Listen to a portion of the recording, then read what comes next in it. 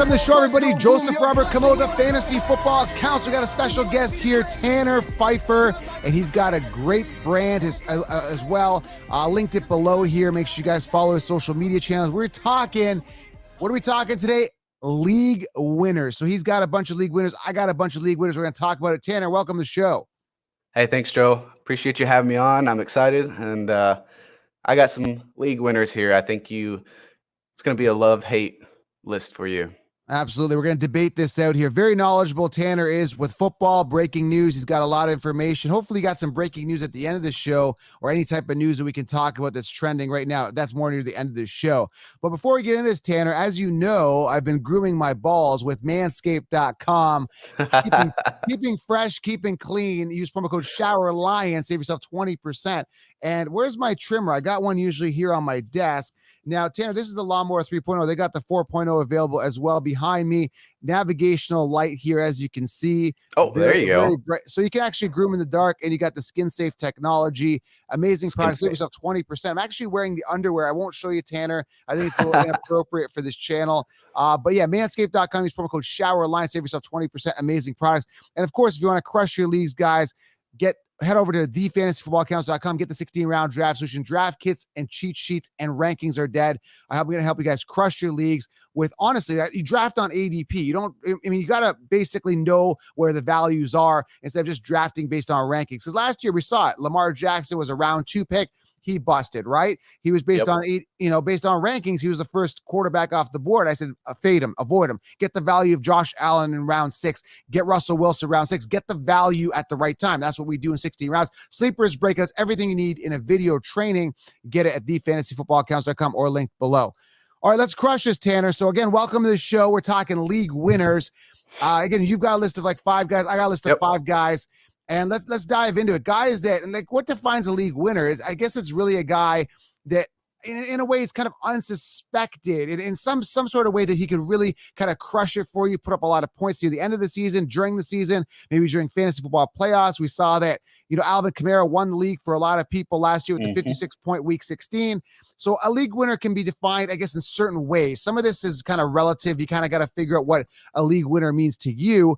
But to me, it's just somebody that, kind of overperforms over their ADP essentially, or kind of takes people by surprise and just really crushes it in certain games or during fantasy football playoffs or during championships. So that's pretty much kind of what a league winner means to me. So I don't know if you kind of have the same definition, or what are you thinking? How I see it, a league winner, I see it 2 ways.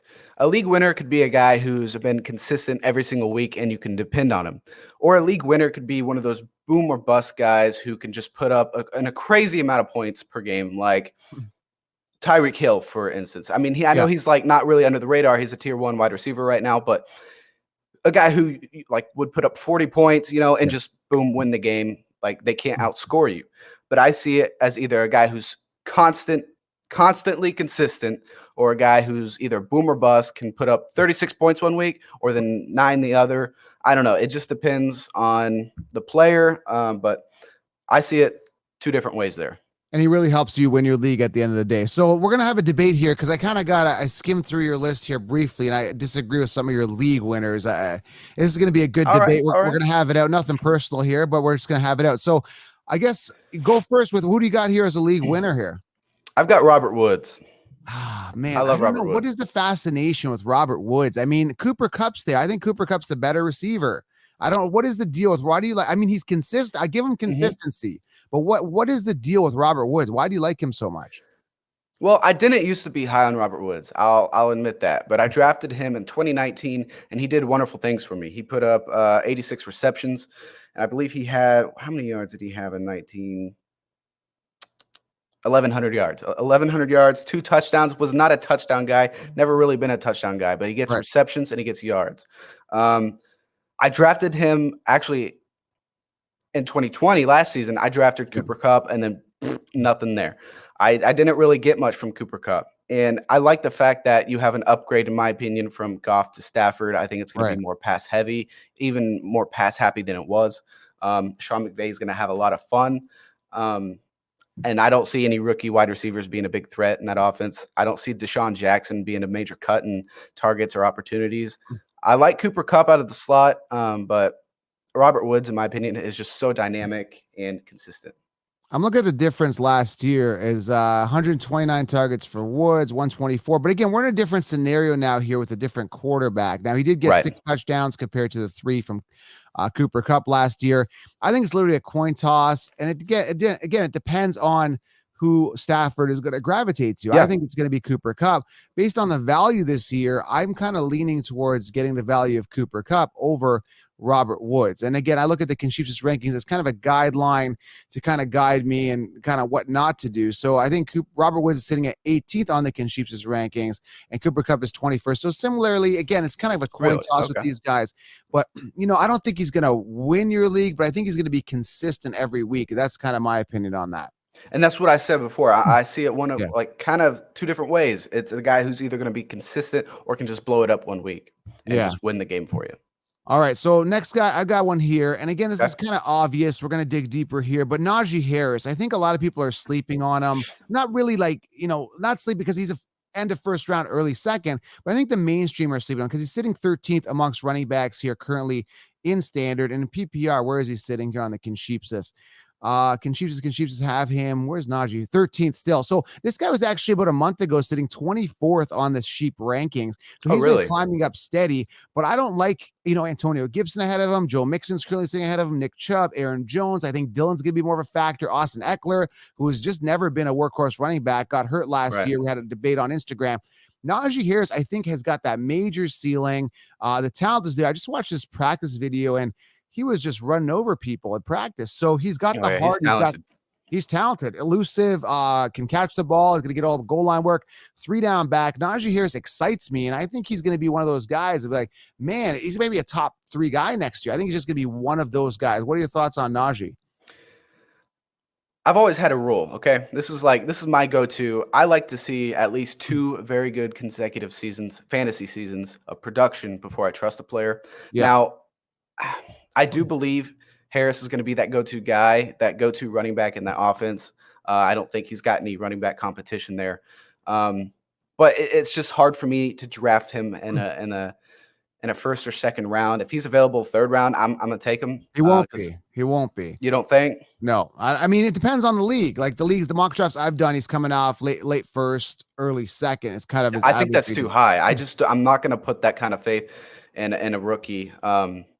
I just can't do it. And that's my opinion. I mean, I think he's going to be the go-to guy there, and he has tons of upside, but I can't pick him that early. I mean, if he was the only option, all the other running backs are taken, and he's available, maybe 2nd round for me, that's an option. So would you go Austin Eckler ahead of him?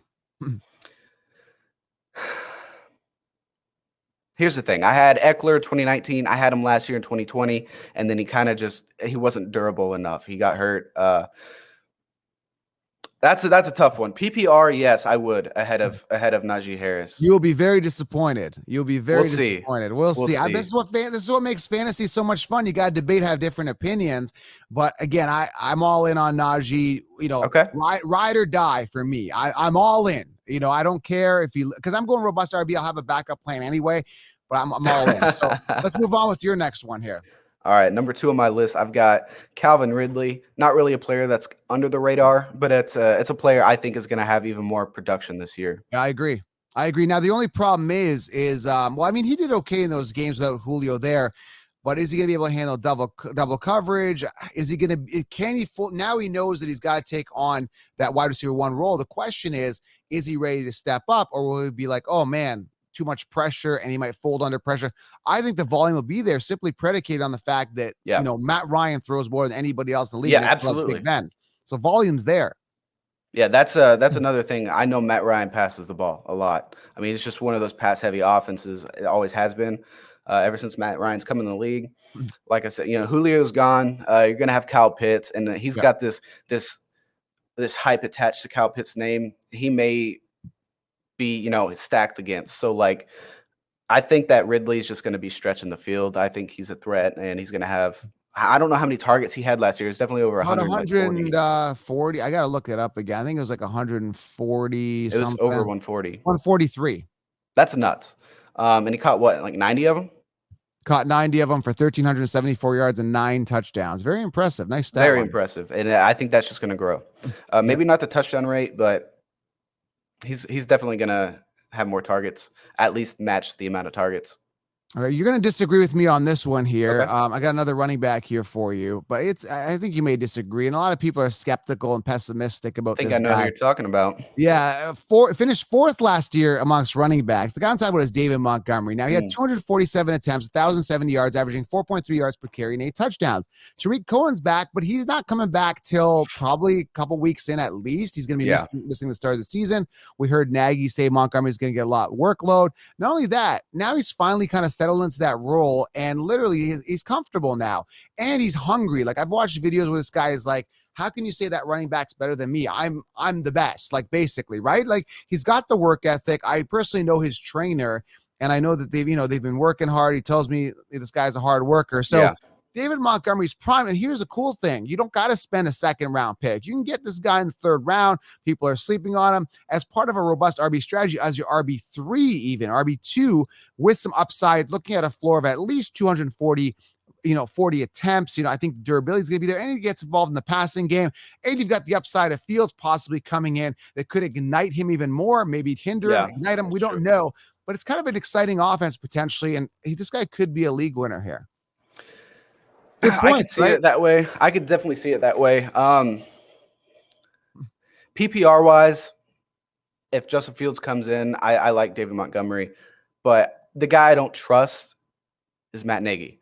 I don't trust him. I don't like the style of offense he runs. I like Allen Robinson there, but I don't know. I think that David Montgomery, I don't trust him yet. Round 2, I'd take him, but I don't think I don't know. I just see like a potential injury plagued season. He just seems like that type of player. I just don't get a good feeling. What indicates that though? I don't really feel injury too much with him. I don't know. It's just like, for me, it's just like you get a feeling from a player. That's just the feeling I get. Okay, fair enough. I could possibly see. I don't really see it with Montgomery. I don't feel it that much, but I think he was banged up a few times since when he started. But yeah, Nagy's hard to trust as well, so I kind of get that feeling as well. But I think Montgomery's great 3rd round value. I think he'll perform where he needs to be, finish possibly in the top 10. I think people are sleeping on him. If he's in the 3rd round, I'd take him. Yeah, good value. All right, what else do you got? I got DJ Moore. Oh, man, I don't see it, man. Remember, he busted last year. He was going in the 3rd round last year, busted. Darnold, rapport with Robinson. Robinson, better value this year. I don't see the hype. Tell me what the hype is with DJ Moore, because I personally don't see it. He busted last year.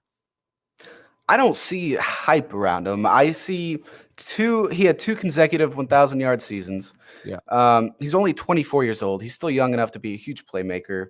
You're going to get a healthy Christian McCaffrey back, and you got a new quarterback. I think that there's a lot of potential there. I think with CMC coming back, you've got stress kind of taken off the passing game. Yeah.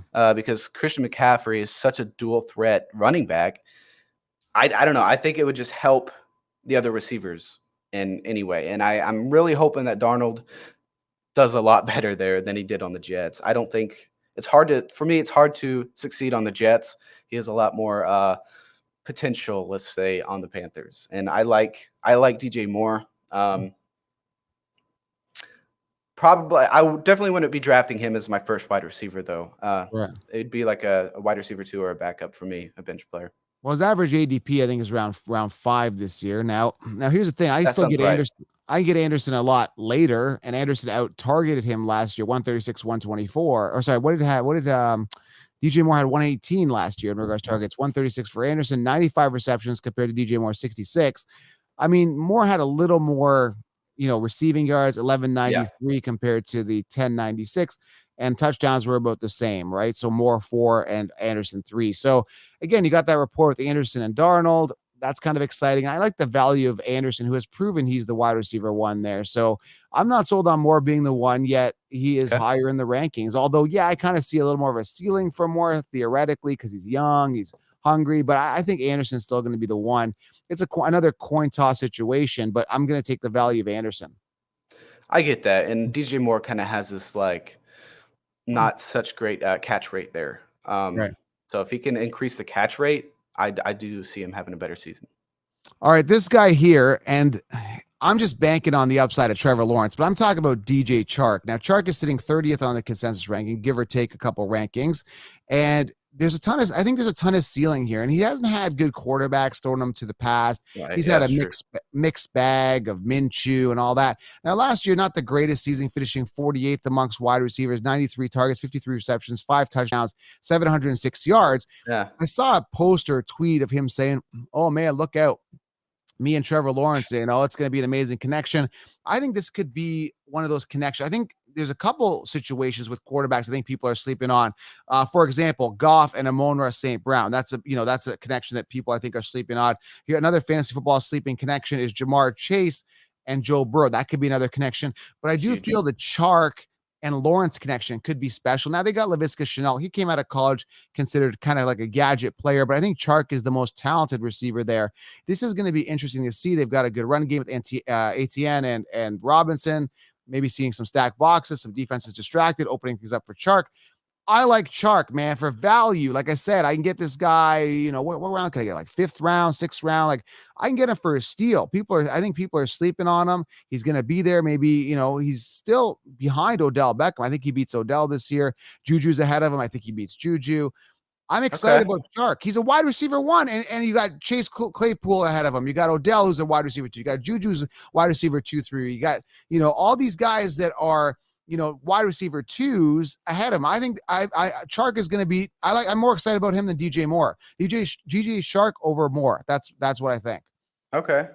I haven't paid attention to Shenault there. How did he do last season? Because if it was a mediocre season, I got to pull it up here. It wasn't something that 600 yards receiving, 58 receptions. Yeah, it wasn't anything that caught my radar. I mean, 90, what do you have? 79 targets. So compared to the 93 Chark had, he did have the 5 touchdowns, so he matched Chark, but he was a little less yardage, 600 to 706. So yeah, it's nothing like, revolutionary, extraordinary, but you've got the youth there too. They're both pretty young guys. It's not like, Chark is an old guy. It's just, I like Chark better, I do too. I do. And when you look at or someone says, who you drafting, you don't ever really pay attention. You don't think Jacksonville Jaguars, No, you don't. It's a guy who's going to be under the radar. If he's got that wide receiver 1 role locked, if he's projected 6th round, 5th or 6th, you think?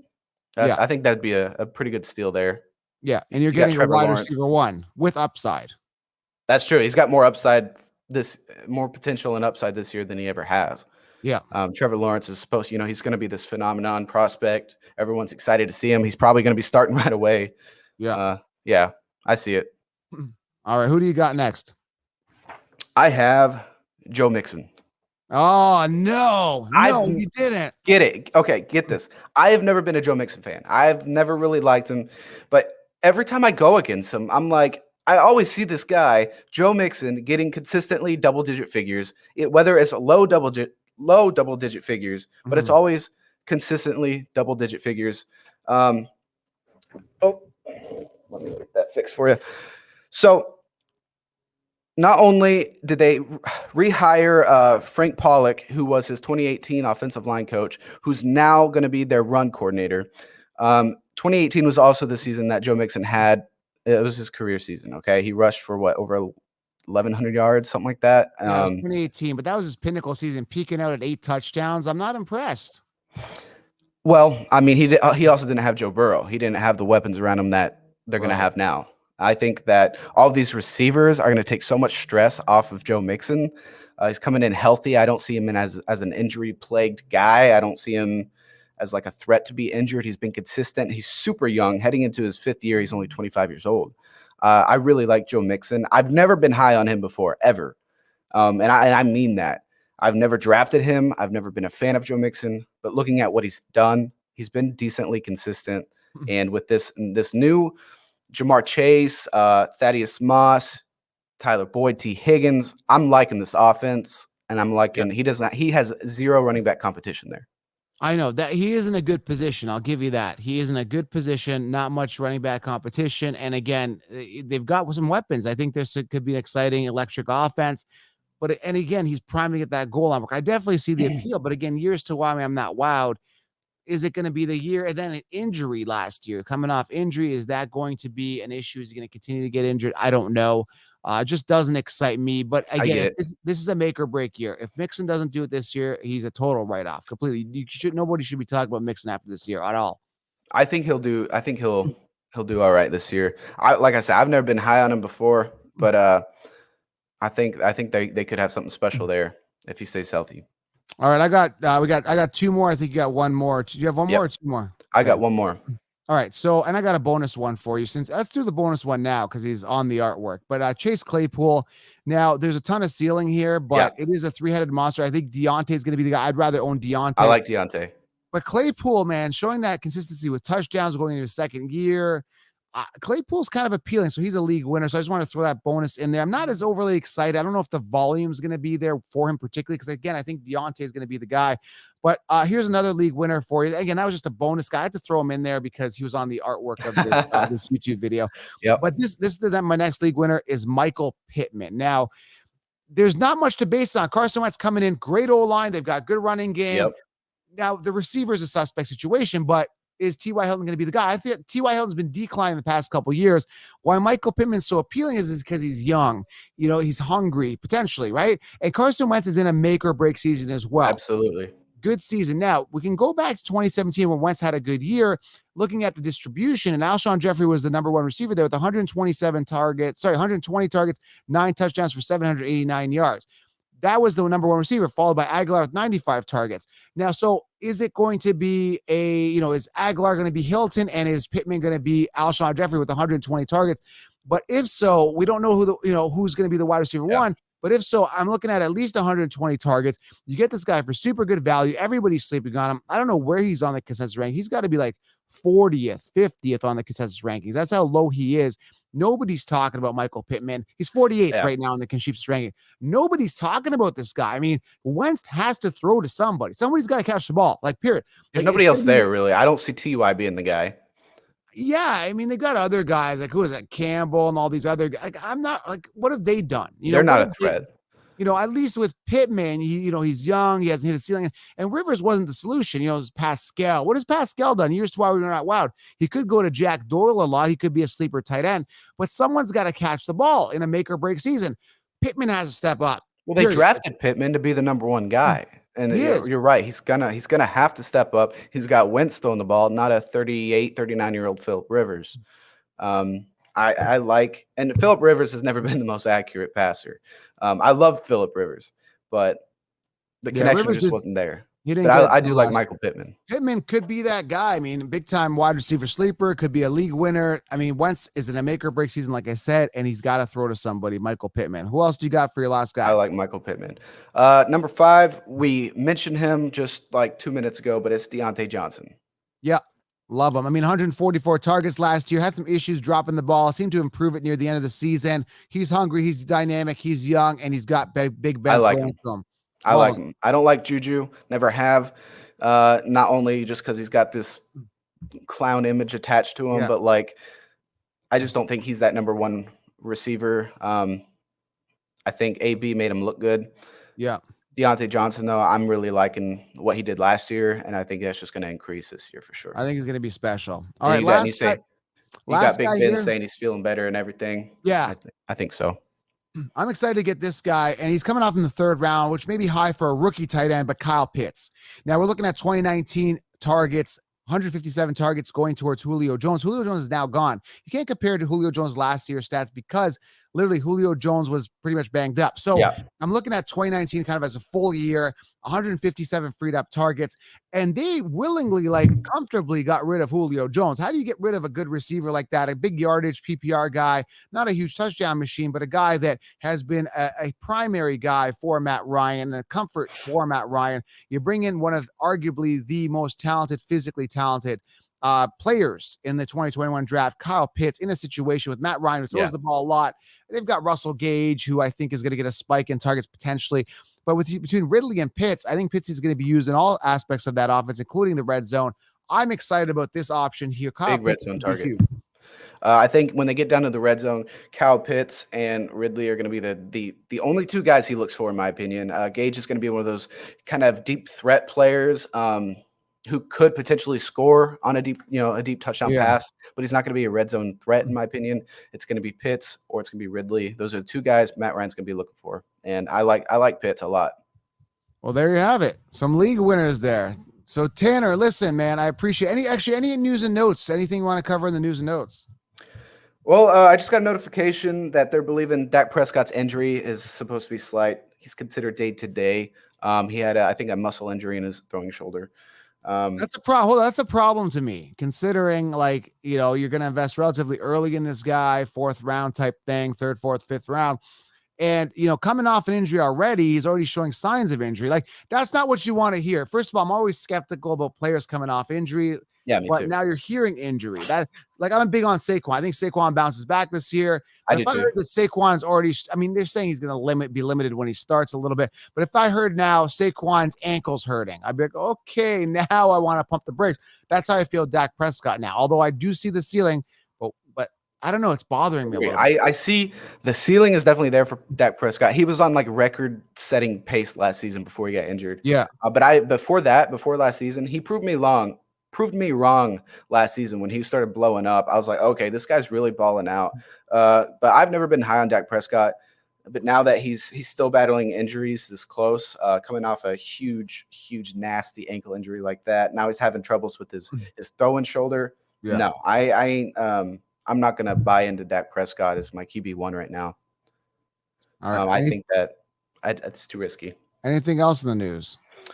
No, just the fact that Randall Cobb is back on the Packers. Who cares? Why is this such a big deal? I don't see what the big deal is here. It's Randall Cobb. I mean, he was declining when he was on the Packers anyway.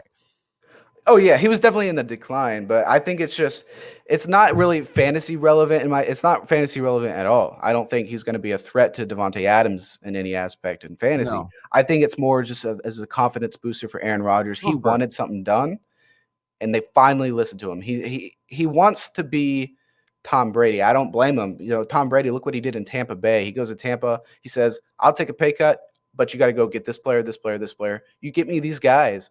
We're going to win a championship." Aaron Rodgers wants that, and I don't blame him for being pissed off. But he wants a guy that he trusts, and if Randall Cobb can stay healthy, I do like him. He's dynamic out of the slot, but he's not going to be a fantasy guy. Because you saw some frustrations. Other guys have not been able to step up. MVS was just not able to step up, and you see him get frustrated when there's a situation where he needs a clutch first down or whatever it may be, and these guys are dropping balls or not getting. Cobb's the guy. Remember Geronimo Allison? He was supposed to step up. He never did. It was MVS. Yeah. He was supposed to step up. He never did. He needs another reliable target. And Cobb isn't glamorous or anything like that, but he's going to catch the ball. He's got reliable hands. If he's healthy, he's a clutch player. He's dynamic. I still think he's going to be 31 when the season starts. He turns 31 in August 22nd or something. Yeah. But I like Cobb as just a guy to actually help him in real life play, but he's not going to be a fantasy relevant. Anything else in the news that's really standing out today? JJ Watt was placed on physically unable to play on the PUP list. Hamstring strain, something like that. And that happened yesterday, but not fantasy relevant. But I'm just not surprised to hear that he's on the injury list. Yeah, I don't want to say the word here for YouTube because it kind of screws the algorithm somehow, and then you get all these warnings. But I heard Lamar Jackson got the vid. Yeah. I know what you're talking about. Video. He got the video. Yeah. So let's call it the video. I like what you're doing there. Yeah, I definitely know what you mean with the algorithm and everything. Yeah, he got that again. Was that the second or third time? I don't even know. But who's he making out with this guy? What does he do? I don't know. I don't know. I don't know. Is he hanging out with Deshaun Watson's friends there at the massage parlor or something? Probably. Dude, I don't know. I don't like Lamar in fantasy either. He can rush the ball for 15 times a game, but I think that that MVP season he had was that was it. That was the biggest season I think he's ever going to have. Just because people, your defenses can adjust to his play style. Yeah. And where do you think Watson ends up? A lot of people flirting with him. They want to get him. I don't know. Right now I'm hearing the Eagles are literally about to offer the world. But last night I was told by my friends they've got 40K followers on Twitter. They talked to Josina Anderson yesterday. They're hearing stuff about the Dolphins offering a package deal because you got Xavier Howard on the requesting a trade. I've heard that the Dolphins aren't wanting to trade him away, but if you get a guy like Deshaun Watson offered to you, what are you going to do? But I'm concerned, so I'm going to stay away from Jalen Hurts and Tua because again, those teams were flirting with. I'm staying away from both of those guys. Too. Yeah, I don't think there's a lot of confidence in those teams with that guy, so I'm going to go ahead and stay away from those guys.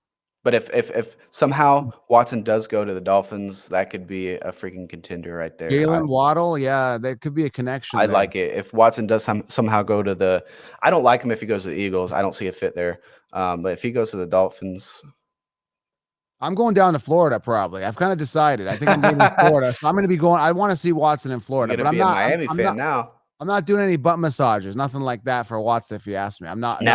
Not worth it. All right, man. Tanner Pfeiffer.